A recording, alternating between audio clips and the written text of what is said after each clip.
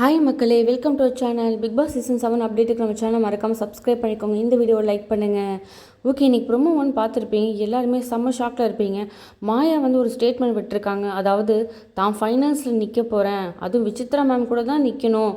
கமல் சாரோடைய கையை பிடிச்சி இந்த கையில் நான் ஒரு பக்கம், அந்த பக்கம் விசித்ரா மேம் அப்படிங்கிற மாதிரி ஒரு விஷயத்த சொல்லியிருக்காங்க. பார்க்குற நம்ம ஆடியன்ஸ்லாம் கேனையாங்கிற மாதிரி தோணுது. ஆனால் இதுக்கு முன்னாடி இதுக்குள்ளே இருக்கிற நம்ம விஷயங்களை ஆராய்ச்சி பண்ணுவோம். அதாவது மாயா பார்த்தீங்கன்னா அவங்க அக்கா வந்துட்டு போனதுலேருந்து அழுதாங்க, ட்ராமா பண்ணாங்க. அதெல்லாம் தாண்டி ஒரு மாதிரி டிஃப்ரெண்ட்டாக பிஹேவ் பண்ணுறாங்க. பழைய திமிராக இருக்கட்டும், பழைய புள்ளி பண்ணுறதா இருக்கட்டும், ரொம்ப ஓவராகவே பண்ணிகிட்ருக்கதை பார்த்தோம் நேற்றுலாம் லைவில். ஈவன் அர்ச்சனாவை முதற்கொண்டு ரொம்ப மார்க் பண்ணுறது, சரவண விக்ரமை ரொம்ப திட்டுறதா இருக்கட்டும், சரவண விக்ரம் குடும்பத்தையும் ரொம்ப கேவலமாக பேசுகிறதா இருக்கட்டும், இந்த வேலையை தான் பார்த்துட்ருக்காங்க. இந்த கான்ஃபிடென்ஸ்லாம் அவங்களுக்கு யார் கொடுத்தா, எங்கேருந்து வந்துச்சுன்னா டெஃபினட்டாக அவங்க அக்கா ஏதோ சொல்லியிருக்காங்க.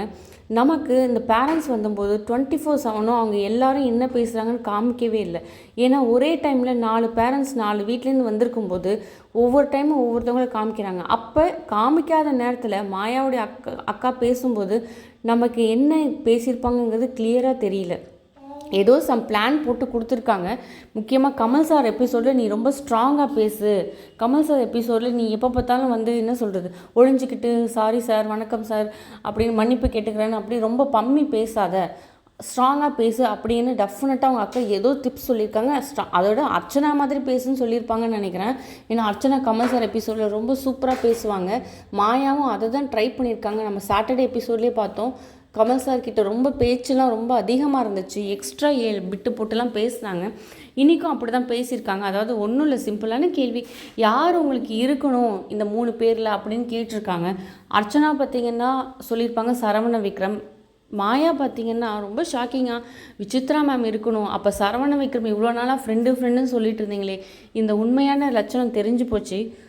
சரவண விக்ரமுக்கு டூ லேட். இப்போ தெரிஞ்ச ஒரு பிரயோஜனமும் இல்லை, நமக்கு தான் எல்லாருமே தெரியுமே. பட் விசித்ரா மேம் அப்படின்னு சொல்லியிருந்தால் மட்டும் ஓகே. என் கூட ஃபைனல்ஸில் விசித்ரா மேம் என் கூட நிற்கணும், இந்த கை பிடிச்சிட்டு ஒரு கையில் நான் கமல் சார், இந்த இன்னொரு பக்கம் விசித்ரா மேம் அப்படின்னு சொல்கிறது முழுக்க முழுக்க ஒரு கேமு. இப்போ விசித்ரா மேமை தூண்டி விடுறாங்க. அதாவது அர்ச்சனா டெஃபினட்டாக லீடிங்கில் இருப்பாங்கன்னு நல்லாவே தெரியுது மாயாவுக்கு. இப்போ அர்ச்சனாக்கும் விசித்ரா மேமுக்கும் ஒரு சண்டையை மூட்டி விட போகிறாங்க. இதனால் தான் எப்படி இந்த பக்கம் நிற்க போகிறதில்ல. ஆனால் கடைசி நேரத்தில் அர்ச்சனாவும் விசித்ராவும் அடிச்சுக்கிட்டோம், நம்ம விசித்ராவுக்கு சப்போர்ட் பண்ணுற மாதிரி சப்போர்ட் பண்ணி அவங்கள ஏற்றி விடுவோம்.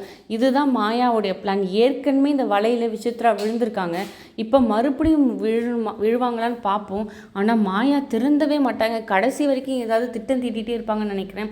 மாயா டெஃபினட்டாக கோட்வேர்ட் தாங்க சொல்கிறாங்க கமல் சாருக்கு. டெஃபினட்டாக என்னை ஃபைனல்ஸ்க்கு கொண்டு வாங்க, இவ்வளோ தூரம் கொண்டு வந்துட்டீங்க ஏச்சமா, இன்னும் கொஞ்ச நாள் தானே, என்னை ஃபைனல்ஸில் கொண்டு வந்து மேடையில் ஏற்றிட்டிங்கன்னா உங்களுக்கு நன்றி கடனாக இருப்பாங்கிற மாதிரி கமலுக்கு சொல்கிற கோட்வேர்ட் மாதிரியே இருக்குது. இதை பற்றி நீங்கள் என்ன நினைக்கிறீங்க? மாயாவை இப்படியே ஃபைனல்ஸ்க்கு கொண்டு வந்துருவாங்களா? ஏன்னா மாயாவுக்கு ரொம்ப சப்போர்ட் பண்ணுறாங்க சேனலும் கமலும். கருத்தை கமெண்ட் பண்ணுங்கள்.